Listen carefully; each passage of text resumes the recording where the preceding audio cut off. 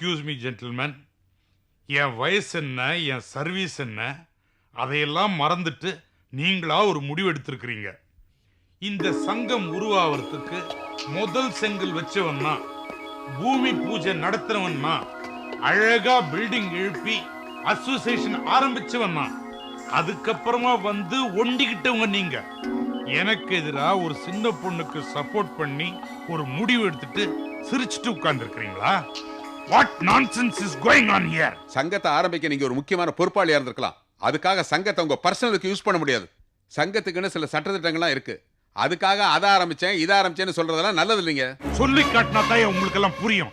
கத்து குட்டிங்களுக்கு கத்தி சொன்னதான் தெரியும். தட்ஸ் வை இப்படி கத்துறேன், இப்படி சொல்றேன். புரியுதா? இப்பாவது ஏன் வேதனை எனக்கு தான் தெரியும். ஏன் பிரஸ்டீஜை கெடுத்துட்டீங்க? நான் இன்னைக்கு சமுதாயத்தில் என்ன லெவல்ல இருக்கிறேன் அதெல்லாம் தெரியாம நீங்களா ஒரு முடிவு எடுத்துட்டீங்க. இதுக்கப்புறம் உங்களெல்லாம் என்ன பண்ணுவேன்னு தெரியல. இந்த வீம்பெல்லாம் ஒரு பொண்ணு முன்னாடி செல்லலையே, அவ உங்களை ஓட ஓட விரட்டுறாள. ஆமா, அவ ஓட ஓட விரட்டுறா, நீங்களா உசுப்பேத்தி விடுறீங்க. சும்மா இருக்கிறவள எனக்கு எதிர கும்பு சீவி விடுறீங்களா? இத பார், இது வரைக்கும் வேட்டி கட்டின சுந்தரேசன் நீங்க பார்த்திருக்கிறீங்க, கோட்டு போட்ட சுந்தரேசன் நீங்க பார்த்திருக்கிறீங்க. ஒரிஜினல் சுந்தரேசன் நீங்க யாரும் பார்த்ததில்லை. அவனை ஒரு நாள் உங்க முன்னால் நிக்க வைக்கிறேன். அவன் எடுக்கிற டிசிஷனே வேற. Damn it! யூ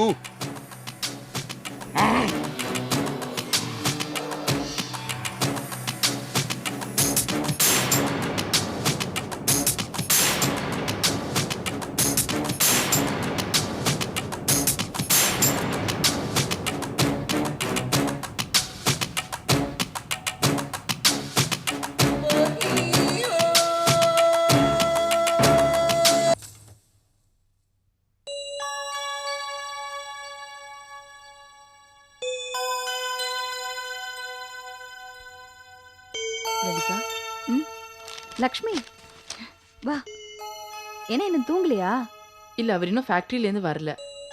உட்காரு. லலிதா, உனக்கு என் மேல கோவம் இல்லையே? சேச்சே, நான் ஏன் உன் மேல கோவப்படணும்? நீ என்ன பண்ணுவ பாவம்? இல்ல, எனக்கு ரொம்ப வருத்தமா இருக்கு லலிதா. நீ எனக்கு எவ்வளோ ஹெல்ப் பண்ணிருக்க, பக்கபலமா இருந்திருக்க. என் நல்லதுக்காக ஒரு யோசனை சொல்லி எங்க அம்மா வீட்டுக்கு என்ன அனுப்பிச்சு வச்ச. ஆனா நான் தான் அவசரப்பட்டு கோழை மாதிரி முடிவு எடுத்துட்டேன்னு தோணுது. நீ மட்டும் இல்ல, நிறைய பொண்ணுங்க அப்படிதான் இருக்காங்க. துணிஞ்சு நிக்கணும்னா எப்பவுமே அதுக்கு ஒரு தனி பக்குவம் வேணும். எனக்கு அப்ப இருந்த கோபத்துக்கு வைராகியத்தோட எங்க அம்மா வீட்டுல இருக்கணும் தான் நினைச்சேன். ஆனா என் வீட்டுக்கார என்னை வந்து கூப்பிட்ட உடனே பெண் புத்தி வேலை காட்ட ஆரம்பிச்சிடுச்சு. புருஷன் கூப்பிட்ட உடனே வரமாட்டேன்னு சொல்றதுக்கு தைரியம் இருந்திருக்காது. கோபம், வைராகியம் எல்லாமே ஆட்டம் கண்டுடுச்சு இல்ல? என்ன பண்றது, நம்ம மனசு உடம்பு அப்படித்தானே இருக்கு. அந்த மாதிரி சூழ்நிலையில ஒன்றும் பண்ண முடியாது. நான் வீட்டுக்கு போனதுலேருந்து எங்க அப்பா அம்மா என்னை பத்தி ரொம்ப வருத்தப்பட ஆரம்பிச்சிட்டாங்க. இவர் என்ன கூப்பிட வந்த உடனே அவங்களுக்கு ரொம்ப சந்தோஷமா ஆயிடுச்சு. இந்த சூழ்நிலையில நான் அவர் முகத்தை பார்த்து எப்படி மறுத்து பேச முடியும் சொல்லு?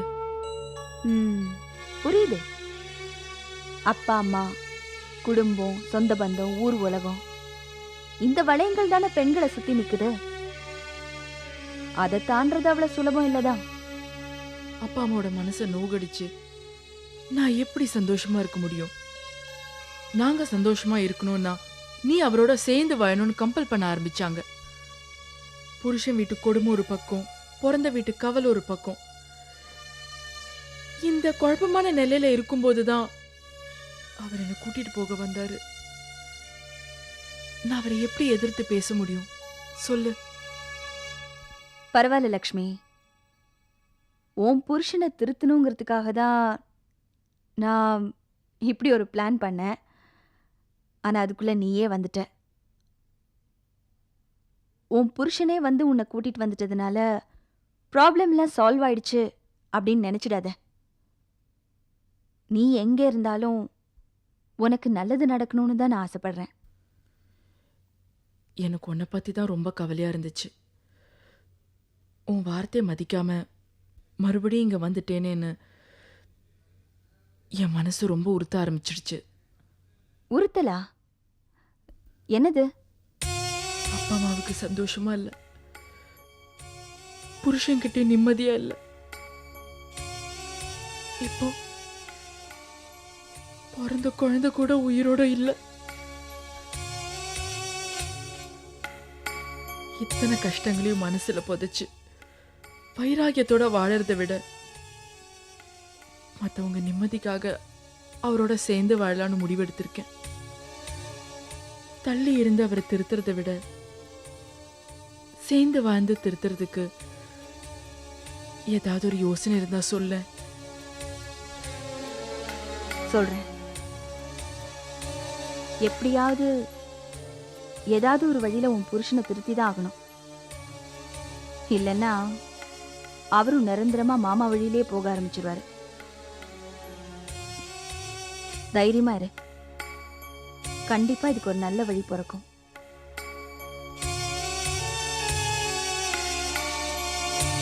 நீ மனசு போட்டு குழப்பிக்காம தைரியமா இரு. நான் இருக்கேன்ல, போய் ரெஸ்ட் எடு.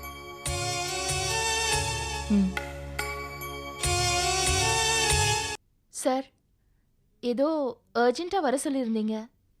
ஜட்மெண்ட் வந்துருச்சுமா. தீர்ப்பு நம்மளுக்கு சாதகமா வந்திருக்கு.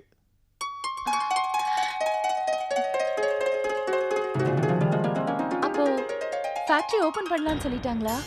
நீ ஃபேக்டரி ஓபன் பண்ணலாங்கிறது மாத்திரம் இல்ல, நீ இமீடியட்டா ப்ரொடக்ஷனே ஆரம்பிக்கலாம். அப்படியா? இதுக்காக நீங்க தான் ரொம்ப சிரமப்பட்டிருக்கீங்க. ரொம்ப தேங்க்ஸ் சார். தேங்க்ஸ் எனக்கு இல்ல சந்திரா, அந்த லேபர்ஸ்க்கு தான் சொல்லணும். ஏன்னா அவங்க ஹெல்ப் இல்லாம நம்ம கண்டிப்பா இதை சாதிச்சிருக்கவே முடியாது. கண்டிப்பா சார். எல்லாத்துக்கும் மேல நியாயம் நம்ம பக்கம் இருந்திருக்கு சார். பணம் அதிகாரத்தை வச்சு ஆட்களை விலைக்கு வாங்கிடலாம், ஆனா நீதியை வாங்க முடியாது இல்லையா? எனிவே, சந்திரா வக்கீல் சார் அவர் வேலையை முடிச்சிட்டாரு. ஃபேக்டரி உன் கைக்கு வந்துடுச்சு. அப்புறம் என்ன, ஒரு நல்ல நாள் நல்ல நேரம் பார்த்து ப்ரொடக்ஷன் ஆரம்பிக்க வேண்டியதானே? எனக்கு இந்த நல்ல நாள் நல்ல நேரம் இதுல எல்லாம் நம்பிக்கை இல்லை. இதெல்லாம் தம் மேல நம்பிக்கை இல்லாதவங்க பேசுற வார்த்தை. வாழ்க்கையில விடாமுயற்சியும் தன்னம்பிக்கையும் இருந்தா என்னைக்குமே வெற்றிதான். என்னை பொறுத்த வரைக்கும் இன்னைக்கு தான் நல்ல நாள். இப்பவே என்னோட வேலையெல்லாம் ஆரம்பிக்க போறேன். என்னங்க நீங்க தினமும் ஃபோன் பேசுறது, ஆபீஸ்க்கு போறது வரதமா இருக்கீங்க. பையனுக்கு கல்யாணம் நெருங்குது. ஒரு ஜவுளி எடுக்கல, ஒரு நகை எடுக்கல, ஒண்ணுமே பண்ணல. எப்பதான் பண்ண போறீங்க? எப்பதான் பண்ண போறேனா? நீ பேசுறது உனக்கே நல்லா இருக்கா? நீ கட்டாயம் வரணும். முதல்ல உன் உடம்பு சரியாட்டும், அப்புறம் போய் அதெல்லாம் வாங்கிக்கலாம். கல்யாணத்துக்கு நாள் நெருங்கிக்கிட்டே இருக்கு. இன்னும் வாங்க வேண்டிய பொருள் எல்லாம் ஏராளமா இருக்கு. எப்பதான் பண்ண போறீங்க? நீ வரணும்னு சொல்லியிருக்கேன்ல. அதுவும் தவிர நகை நட்டு வாங்குறதெல்லாம் ஒரு சம்பிரதாயம். அதுவும் தவிர பொம்பளைங்க சமாச்சாரம். அப்பா, அம்மா உடம்பு முடியாம இருக்காங்க, ஏன்பா போட்டு தொந்தரவு பண்றீங்க? இன்னும் என்னடா, உனக்கு கல்யாணம் வருது, நகை நட்டெல்லாம் இப்ப வாங்கணும், உடனே போங்கன்ற. எப்படி நாம மட்டும் தனியா போக முடியும்? அம்மா, நான் சொல்றது கேளுங்க. உங்க உடம்பு கியூர் ஆட்டும், அதுக்கப்புறம் வாங்க வேண்டியதெல்லாம் வாங்கிக்கலாம். இல்லப்பா, கடைசி நேரத்துல இதெல்லாம் வச்சுக்கிட்டு அவஸ்தைப்பட முடியாது. ஏங்க, ஒரு காரியம் பண்ணுங்க. சந்திராவுக்கு ஃபோன் பண்றேன். சந்திராவோட செலெக்ஷன் எனக்கு ரொம்ப பிடிக்கும். அவளை கூட்டிட்டு போய் ஷாப்பிங்க முடிச்சிருங்க. இது நல்ல ஐடியாப்பா. அம்மா சொல்ற மாதிரி சந்திராவை கூட்டு போயிட்டு வந்துருவோம். சந்திரா வந்தா அம்மா வந்த மாதிரி. என்ன சொல்றீங்க? சரிடா, முதல்ல சந்திரா வரட்டும், அப்புறம் பார்க்கலாம்.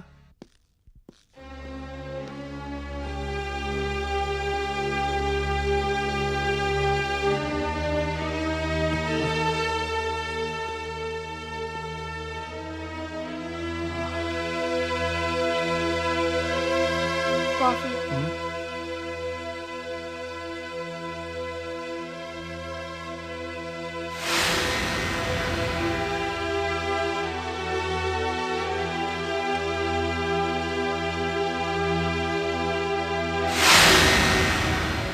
நான் உனக்கு கேட்டா நீங்க தப்பா எடுத்துக்க கூடாது. நான் ஏதாவது சொன்னா அதை புரிஞ்சுக்கணுங்கிற எண்ணம் உங்களுக்கு கொஞ்சம் கூட இல்ல. தம்பி பொண்டாட்டி தானே, இவ என்ன சொல்றது நான் என்ன கேக்குறது நினைச்சிட்டீங்களா? நீ பேசுறது எதுவுமே எனக்கு புரியல. நாங்க ஹனிமூனுக்கு போயிருந்தப்போ நீங்க உடம்பு சரியில்லாம ஜுரத்துல படுத்திருந்தீங்களாமே? ஆமா, அதுக்கு என்ன இப்போ? இல்ல, இது வரைக்கும் அதை பத்தி ஒரு வார்த்தை கூட எங்ககிட்ட சொல்லல. இது ஒரு சந்தோஷமான சமாச்சாரம் பாரு, ஸ்வீட் கொடுத்து செலிப்ரேட் பண்றதுக்கு. ஜுரம் வந்தது 2-3 நாள்ல தானா சரியா போச்சு. ஆபீஸ்ல இருந்து வந்ததும் ஏன் அப்படி கிராஸ் கேள்வி எல்லாம் கேக்குற? நான் ஒன்றும் கிராஸ் கேள்வியெல்லாம் கேட்கல. இந்த வீட்ல நீங்க 2 பேருமே என்ன மதிக்கிறது இல்ல, அதனால தான் கேட்டேன். அப்படி என்ன மதிக்கல? உங்களுக்கு உடம்பு சரியில்லாம இருந்தப்போ சந்திரா தான் உங்களை அக்கறையா பாத்துக்கிட்டாளாமே. ஆமா, கவனிச்சுக்கிட்டா. அதனால தான் சீக்கிரமா சரியா போச்சு. இப்போ அதுக்கு என்ன? பவித்ராவோட கல்யாணத்துக்கு நீங்க பணம் தரீங்கன்னு சொன்னீங்களாமே. ஆமா சொன்னேன். சந்திராக்காக நான் எவ்வளவு பணம் வேணாலும் தருவேன். அதான் நான் கேக்குறேன். நீங்க எதுக்கு அவளுக்கு பணம் கொடுக்கணும்? அவ பிரச்சனையை பாத்துக்க மாட்டாளா?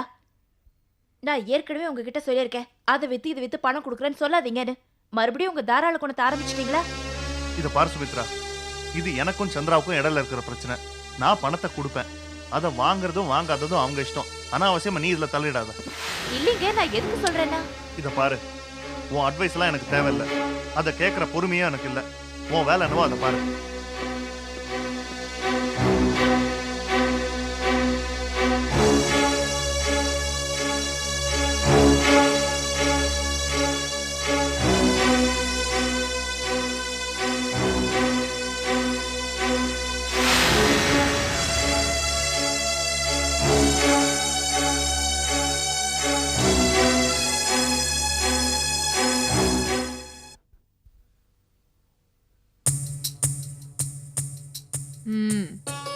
இப்படியே கொஞ்ச நேரம் இருந்தீங்கன்னா நான் தூங்கிடுவேன். பரவாயில்லையா?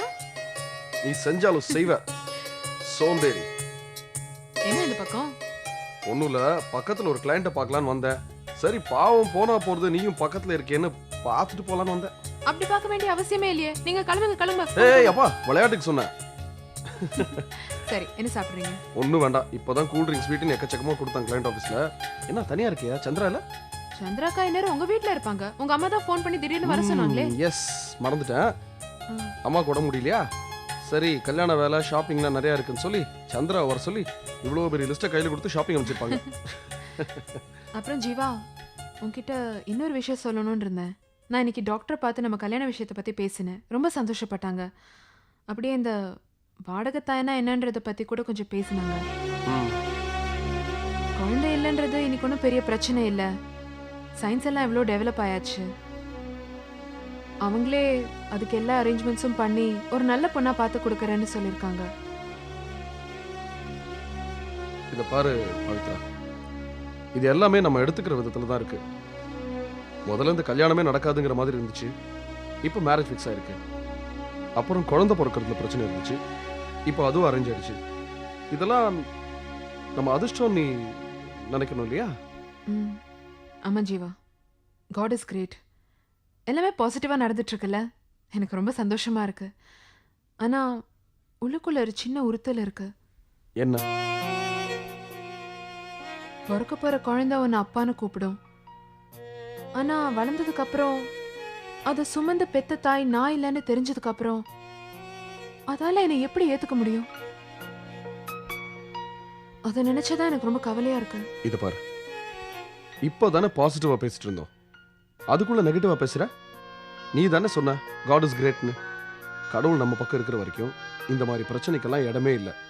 தைரியமா கல்யாணத்தை நினைச்சு ஜாலியா சந்தோஷமா இரு, புரியுதா? நான் கிளம்புறேன், அம்மா தனியா இருப்பாங்க, ஹெல்ப்புக்கு யாரும் இல்லை. நான் போயிட்டு ஈவினிங் உனக்கு ஃபோன் பண்றேன். ஓகே ஓகே, பாய் பாய்.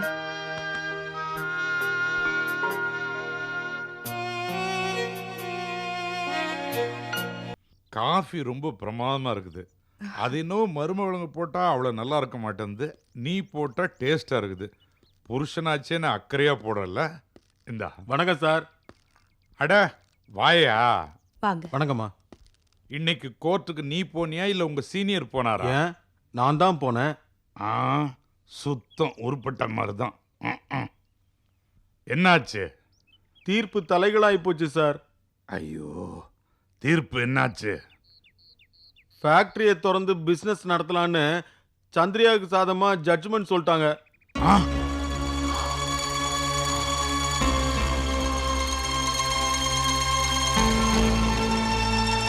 எல்லாரும் கை கொட்டி சிரிப்பாங்களே, யார் சிரிச்சாலும் அதை பற்றி கவலை இல்லை. அந்த சந்திரா பொண்ணு சிரிப்பாளே, அதை எப்படியா நான் தாங்கிக்குவேன்? எப்படி தாங்கிக்குவேன்? அவ சிரிக்க கூடாது, சிரிக்கவே கூடாது, அழணும். அவ அழணும்.